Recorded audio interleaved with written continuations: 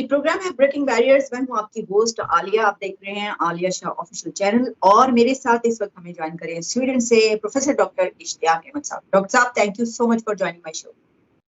आपका बड़ा बड़ा शुक्रिया, मुझे करना चाहिए for inviting me. Thank you. नहीं सर, थैंक यू। आप वक्त निकालते हैं, बहुत बिजी रहते हैं, बहुत आप लेक्चर्स देते हैं पूरी दुनिया में, लेकिन हमारे लिए वक्त निकाल लेते हैं, बहुत बड़ी बात है। डॉक्टर साहब, आज आपसे मुलाकात का मकसद ये है कि कल एक शाम में प्रेशर हुआ है। जो नए DGISPR हैं मेजर जनरल अहमद शरीफ चौधरी, उनका सर ये पहला प्रेशर था, मेड इन स्पीच या प्रेशर आप इसको कह सकते हैं। उन्होंने बहुत तफसीली गुफ्तगू फरमाई है। अच्छा, इंटरनल जो मसाइल हैं उससे लेकर एक्सटर्नल इश्यूज तक बात की। तो हम प्रोफेसर साहब बात शुरू कर देते हैं। हम एक्सटर्नल से इंडिया पे उन्होंने ये कहा कि जो उस तरफ से काफी जो है वो शरंगेजियां होती हैं, उन्होंने उसके ऊपर कुछ बातें पॉइंट्स भी कहे, ये हुआ, वायलेशन LOC की कही उन्होंने। फिर उसके बाद उन्होंने कहा कि वहां के क्योंकि मसाइल बहुत ज्यादा हैं सियासी, तो इस बिना पर वो पाकिस्तान का नाम उनको लेना पड़ता है और हमारी तरफ वो ये सब कुछ कहते हैं और करते हैं। तो इस पे आपका क्या कहना है? मेरे ख्याल से इंडिया में अगर किसी से पूछें तो वो कहेंगे पाकिस्तान तो करते ही है कि उनके इतने मसाइल हैं, उनको हल करने में वो नाकाम है, तो इसलिए ये सारे इल्ज़ाम इंडिया पे लगा देते हैं। अब इस किस्म के इल्ज़ाम तराशी, ब्लेम गेम जिसे कहते हैं, इसको कैसे खेला जाए?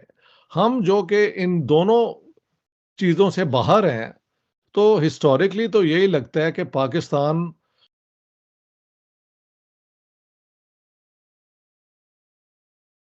मुईशत, मुआशरा सब उसके नीचे दबे हुए हैं।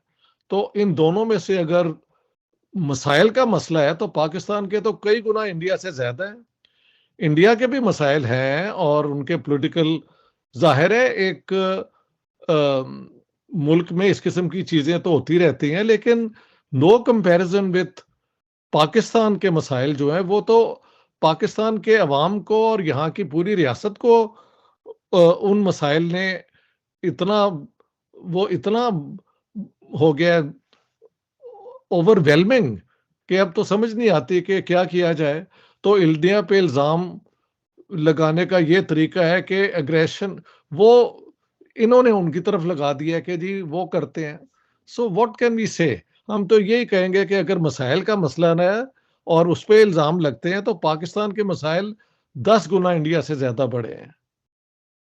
और पाकिस्तान, इसका मतलब है, अगर इंडिया पे इल्ज़ाम लगाता है तो अपने मसाइल की वजह से लगाता है। Is that the natural logic of the two? बात यह है कि ये एक अनफॉर्चुनेट, बदकिस्मत किस्म की रिलेशनशिप है जब से ये पार्टीशन हुई है कि ब्लेम गेम खेलते जाओ। इसमें से हल कोई निकालना जो है वो मैं समझता हूँ स्टेट्समैनशिप, लीडरशिप, विजन की बात है, उसकी तरफ आए तो। और ये क्योंकि उनकी पहली प्रेस कॉन्फ्रेंस थी तो महल वो एक्साइट भी बहुत हुए होंगे, तो उसमें अग्रेसिव बातें करने का एक तरीका है अपने आप को असर्ट करने का। तो उनके, I don't know why he had to say all this. और जैसे आप बता रही हैं उन्होंने कुछ लिस्ट दी है। इंडिया वाले, अभी मैं देख रहा था वहां पे कोई उनके 5 जवान मारे गए हैं, तो वहां पे वो कहते हैं कि ये पाकिस्तान के ट्रेन लोग हैं जिन्होंने किया है। व्हाट कैन वी से एक्सेप्ट कि दोनों तरफ अगर ये बैठ के इन मसाइल को हल कर लें तो वही बेहतर है, हम ये कह सकते हैं। ठीक। अच्छा सर, अफगानिस्तान के हवाले से भी उन्होंने बात की है और जिस तरह इंडिया के हवाले से भी, तो इसमें एक ये है कि यहाँ तक उन्होंने ये कहा कि ये जो battle can be taken to other countries territories, तो यानी यहाँ तक। अब उसमें आप क्या समझते हैं, क्योंकि इससे पहले जनरल बाजवा कि आप जानते हैं फॉर्मर आर्मी चीफ, उनकी कुछ स्टेटमेंट्स आई जिसमें उन्होंने कहा कि हमारे जो हथियार है वही नहीं चलते, हमारे तो टैंक्स ही चलने वाले नहीं है, बेकार सा रास्ते है हमारे पास, मेरे पास तो मूवमेंट के लिए अगर कोई ऐसा मौका आ गया जंग का या कुछ ऐसा, इंडिया से तो लड़ ही नहीं सकते क्योंकि हमारे पास जो असलिहा है वो भी खराब है और मूवमेंट के लिए पेट्रोल ही नहीं है, मैं गाड़ियां कैसे चलाऊं, टैंक चलेंगे कैसे? तो क्या वो जो एक यानी डैमेजिंग परसेप्शन या इमेज, या उसको आप समझते हैं कि क्योंकि काफी इसमें एक अग्रेशन नजर आता है हमें प्रेशर में, इस बिना पर ऐसा किया गया है? या दहशतगर्दी जो हो रही है उस बिना पर आप समझते हैं ऐसा किया? देखिए, दहशतगर्दी तो हो रही है और इनके काबू में नहीं है। सब जानते हैं कि ये तालिबान और अफ़गानिस्तान में एक्सट्रीमिज़्म को पाकिस्तान ने बहुत स्पॉन्सर किया है और पाला है। अब वो लोग इनके गले पड़ गए हैं, simple as that.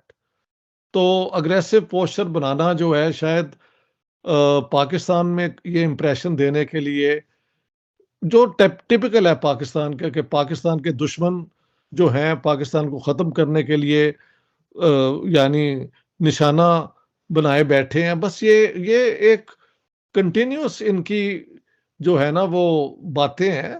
What can we से?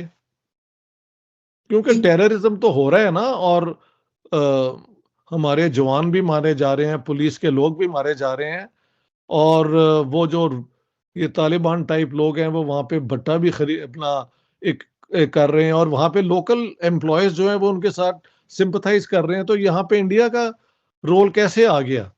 ये तो वही ट्राइब्स हैं और वही लोग हैं जो यहाँ पे हमेशा से थे।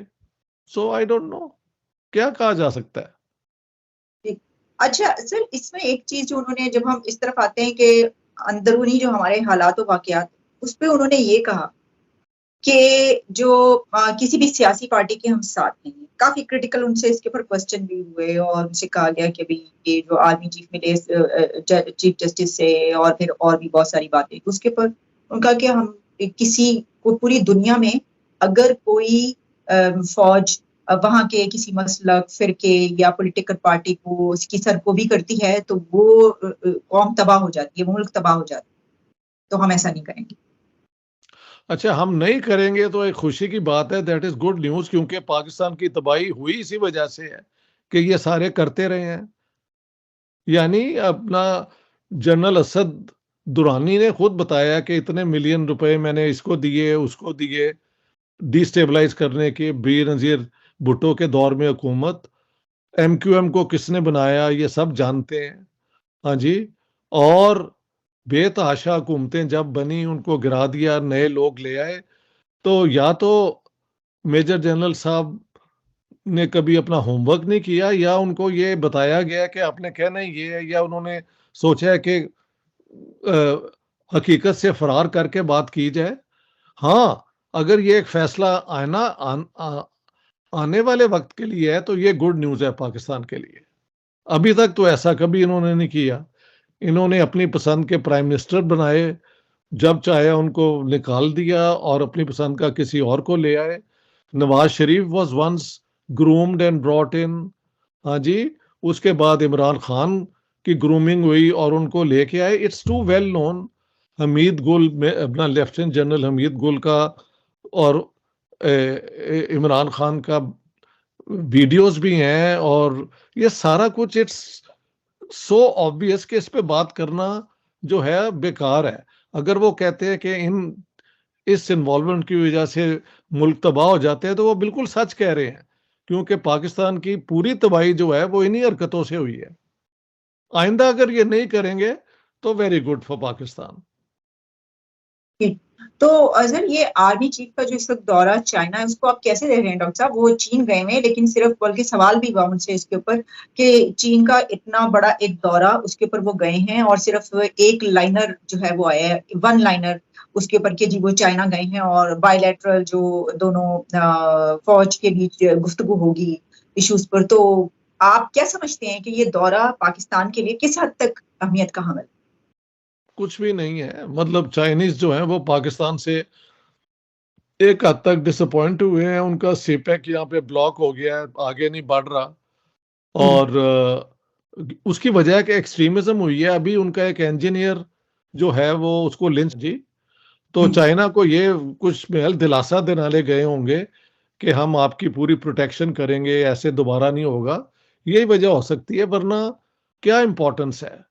ठीक है, इंडिया के साथ पाकिस्तान को प्रमोट करना चाइना की एक पॉलिसी रही है, और पाकिस्तान को चाइना की मदद इंडिया के खिलाफ जो है सूट करती है।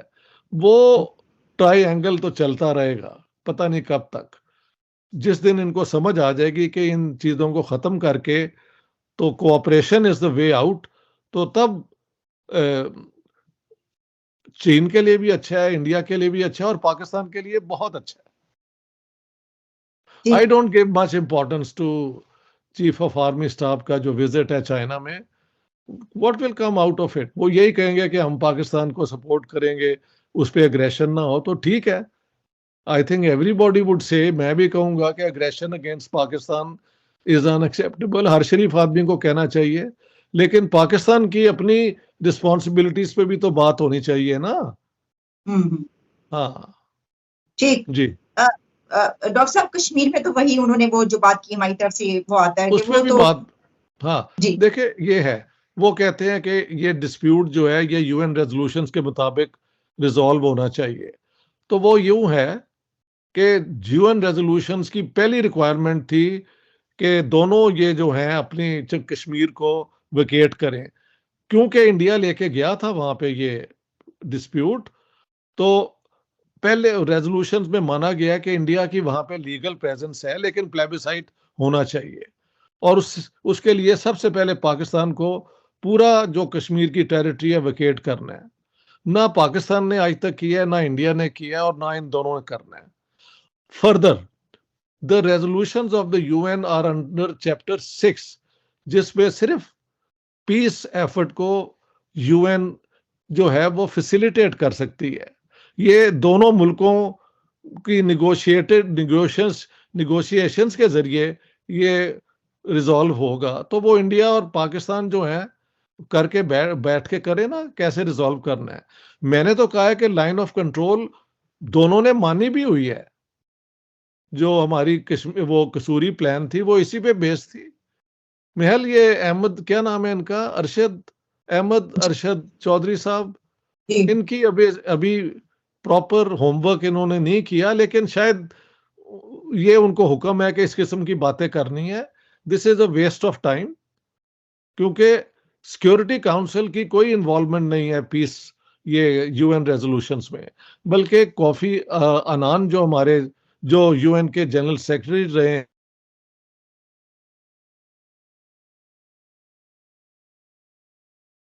कर ले।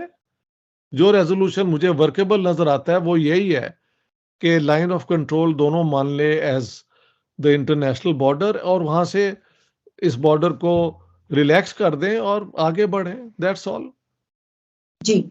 अच्छा, जी प्रोफेसर, एक बात उन्होंने ये की, अब जिस तरह हम और आप बात कर रहे हैं तो हमारे क्रिटिकल क्वेश्चंस हो सकते हैं जो हम उठा रहे हैं और जो हम जवाब दे। इसके अंदर ये कहा गया है जनाब, मुल्क के अंदर भी से भी लोग इस्तेमाल करते हैं मीडिया और सोशल मीडिया को और लोगों को, और मुल्क के बाहर से भी लोग इस्तेमाल करते हैं जो कि फौज के खिलाफ एक प्रोपेगेंडा करते हैं और इस तरह की कैंपेन्स चलाते हैं।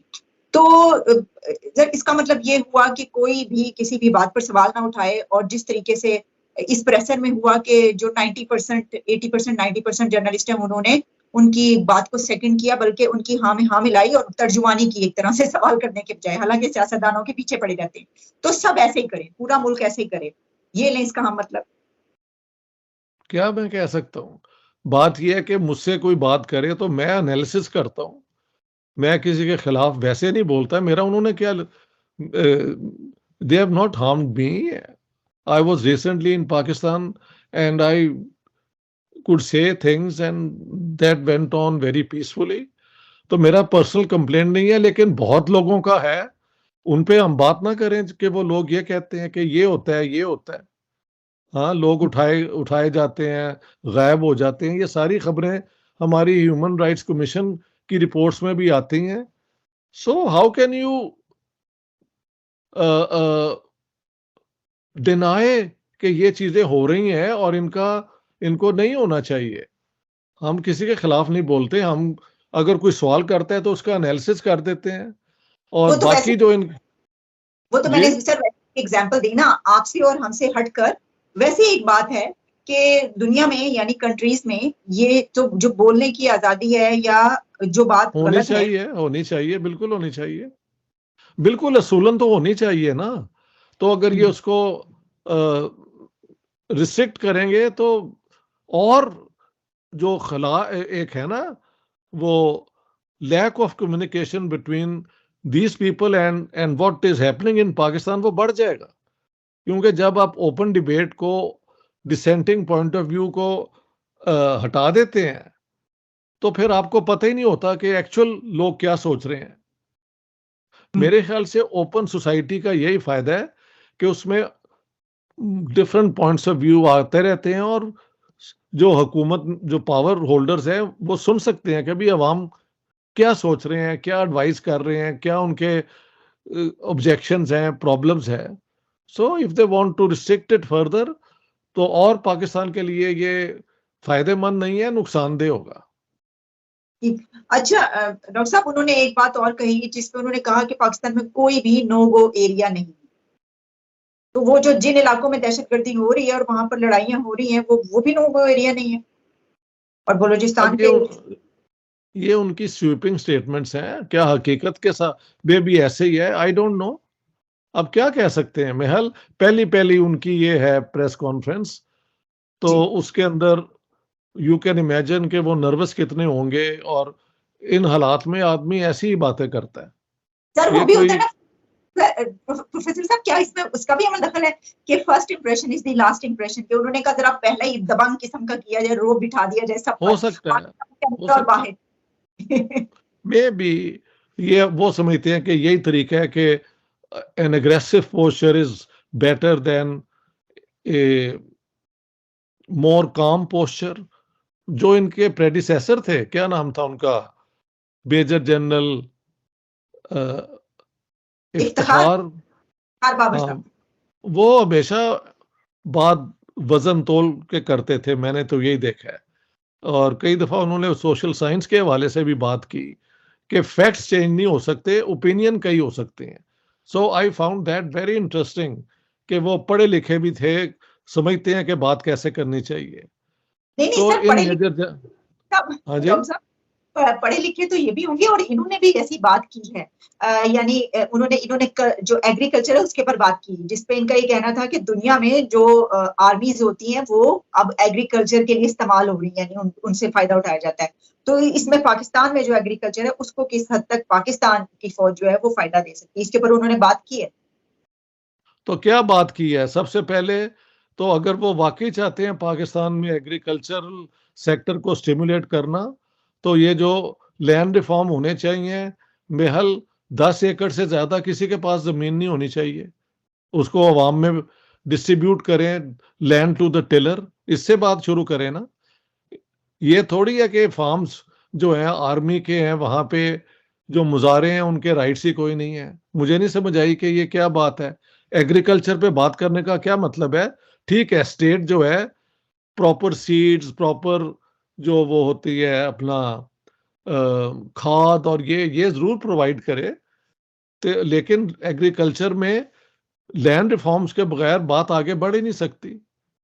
अभी तक एक पुराना कल्चर, एक पुराना जो वो निज़ाम है, वो अभी तक कायम है, हालांकि बिकॉज ऑफ वो क्या कहते हैं इनहेरिटेंस लॉज, वो छोटा होता जा रहा है, लेकिन अभी भी कुछ इलाकों में बड़ी पावर है उनकी।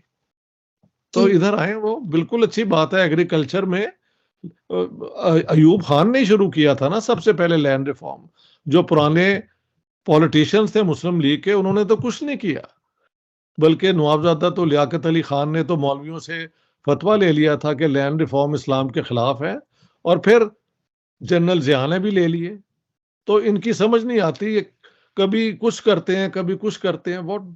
सो आई डोंट नो कि एग्रीकल्चर में वो क्या करना चाहते हैं। अगर वाकई सीरियस है, break up big land holdings, democratise land holding ownership, ये इससे शुरू करें।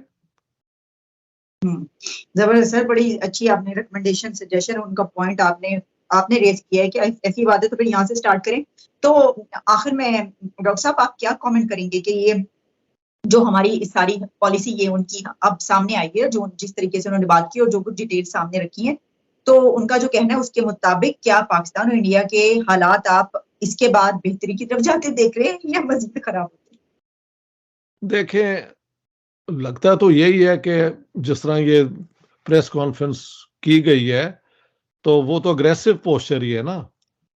तो जी ठीक है, if this is what Pakistan thinks के ही तरीका होना चाहिए, तो व्हाट कैन आई से। मतलब ये पीस प्रोसेस को हेल्प नहीं करती, ये मैं कह रहा हूँ। Okay. Blame game doesn't help that.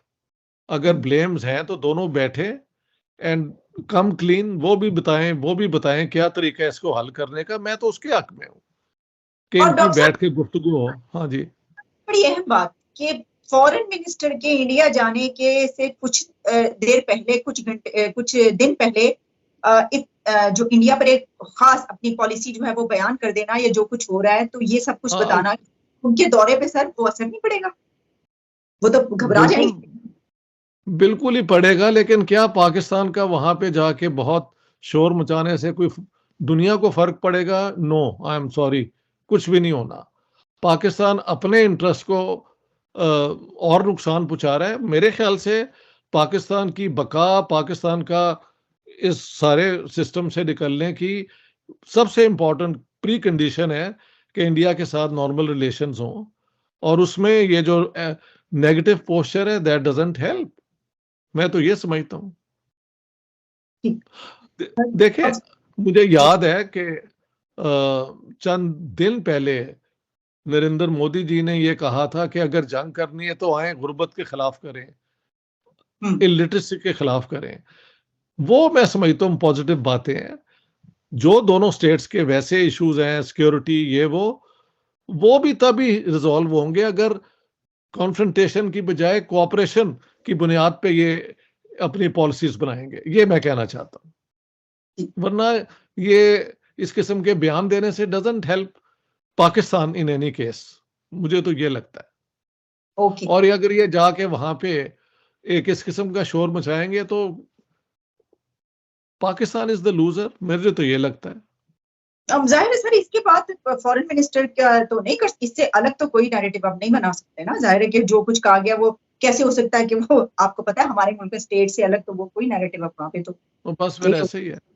ठीक। जी, चलिए ठीक है डॉक्टर साहब, thank you so much for your precious time. बहुत बहुत शुक्रिया आपके वक्त का। बड़ी मेहरबानी जी, बहुत बहुत।